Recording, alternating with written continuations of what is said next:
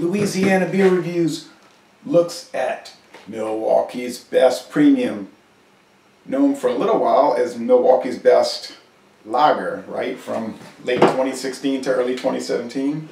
Introduced in 1895, discontinued in 1978, reformulated and reintroduced in 1984. They did drop it to 4.3 for a long time, and then they re-upped it to 4.8, because my recollection from 1996 is that it was a 4.8 item.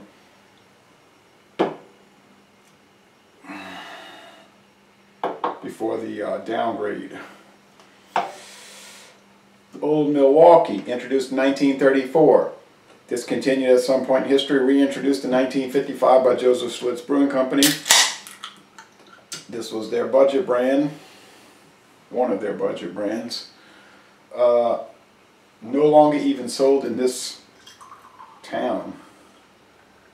I bought this at Rouse's in New Orleans. Violated my boycott on accident. Bought at Rouse's on Berman Highway, corner of Berman Highway and General de Gaulle Boulevard. Okay, anyway, you can get this in bottles. Compressed air, the luxury of compressed air. You can get this in bottles, but try to find it. You can get Milwaukee's Best in bottles, but try to find it. Okay, so this is the current label. They like to change their labels about every 3 or 4 years. I have many of the labels like this. 1996, this is the second iteration of the modern 1984 to present Milwaukee's Best. I like these old labels with the beer delivery wagon and the barrels and the horses and the brewery in the background, the Milwaukee Brewery in the background. I like that one. That was sweet. That was sweet. And Old Milwaukee, they tend to change the labels there. The Pabst people tend to change those labels rather frequently. Okay. Will I be able to tell these apart? Yeah, maybe. They're pretty similar, so it could be a challenge. Well, that's why it's called a taste challenge.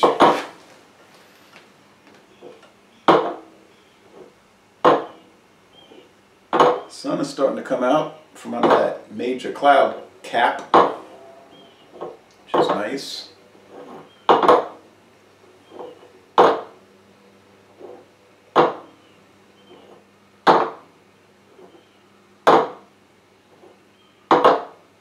Okay, no way I'm going to tell them apart now. Miller does most of the contract brewing for Pabst anyway, so you're going to get a similar style product, I think.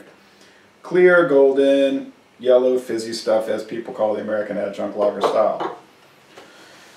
4.6% alcohol for the Old Milwaukee, 4.8 for the Milwaukee's Best.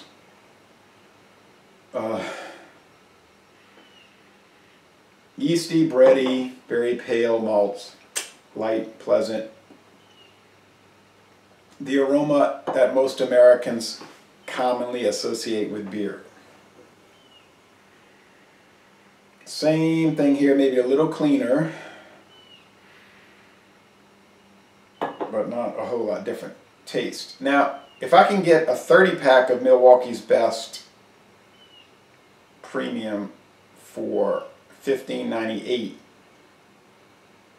I'm going to buy it every day of the week over Old Milwaukee, which I had to pay $5.99, and I saw a cheaper offering for the 6-pack of pint cans at Rouse's and Kenner. It was only $5.49, so 50 cents cheaper. I wouldn't buy it. It's too expensive around here. I know it used to be cheap.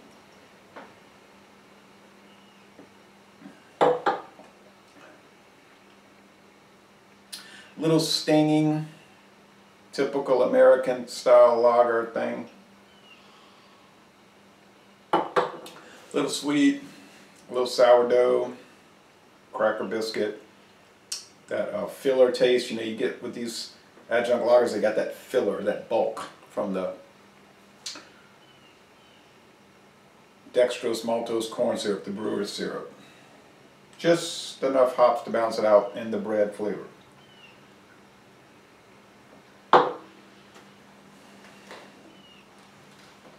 Same thing here. Maybe a little papery, that's interesting. 142 calories for the MBP. And this one, by the way, is certified kosher.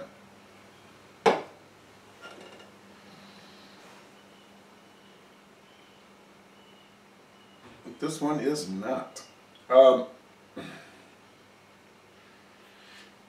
It says since 1849. Well, that's when Joseph Schlitz Brewing Company was founded, but it's only about 62 years old in its modern configuration. You get these blended whiskeys. This one is pure corn whiskey. That doesn't apply. You get the blended whiskeys, and they have the same type thing, like that bulk flavor. What I mean is they're using that filler. Scotch whiskey, yes, they're using that grain whiskey, that corn alcohol filler. Same thing with these. So you get that. Some people like it, some people don't. Some people like that smoothness that it brings, or the critic would say, and that's their purview to say it, they would say the dullness of it. The fans say I like it because it's smooth and easy going. You get the straight beer, you know, the Reintroduced beer, the all malt beer, like a Michelob, which you can get from Anheuser-Busch. And I'm going to like it. I like it. You know, I like that malt, that strong barley malt flavor. But other people don't like it. It turns them off. It's too malty. And the Americans, it tends to repel them in some ways. And if you watch that 1937 video made by Pabst Brewing Company, it was a training video for the distributors. They talk about how you should have a good appearance, cleanliness, keep your tap lines clean, and how they were going to offer this new beer, Ondecker, which they said they were going to bring back in 2017, and it never came back. That was their all malt premium beer. They discussed that whole thing, how in Europe they like the all malt, the Americans prefer the corn and rice filler. They talked about that in 1937, okay, so this was not some post-war conspiracy to cheapen beer with corn and rice.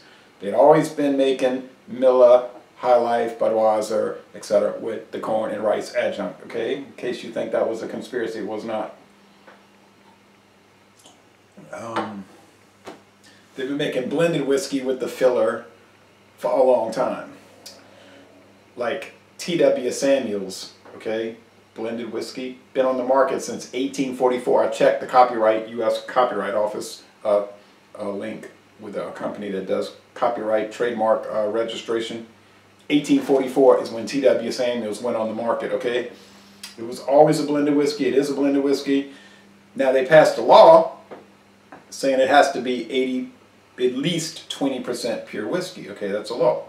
That was to prevent some people that were doing frauds, making 100% grain neutral spirits, grain alcohol, and then adding coloring and flavorings and calling it whiskey.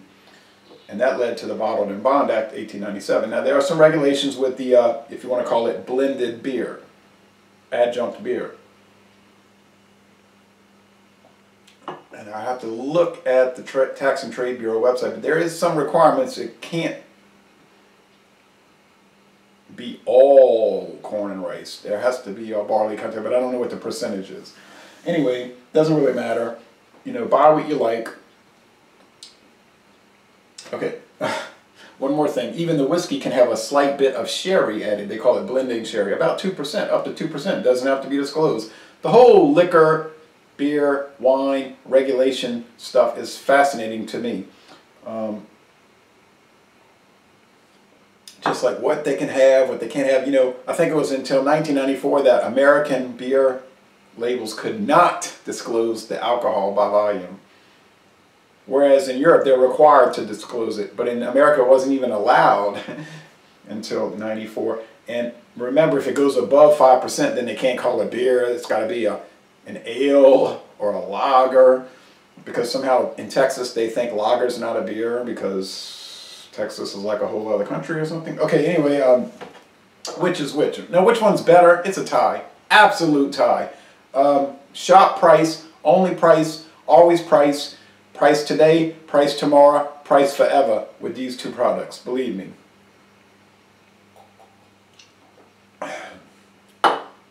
Is it any worse than your main line, Miller High Life, Miller Genuine Draft, Budweiser, or Coors? No, it is not. They are not.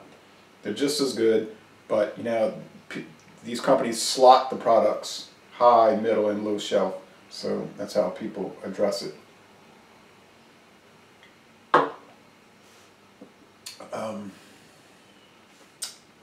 I think this might be Milwaukee's best. Excuse me, I always get confused. Old Milwaukee, because I find that Old Milwaukee has a slightly higher hop bitterness IBU level. And in 1996, I thought it was nasty. I told my father, "Oh, that's bitter." He said, "Oh, Old Milwaukee, that's horse urine drained through a dirty sock."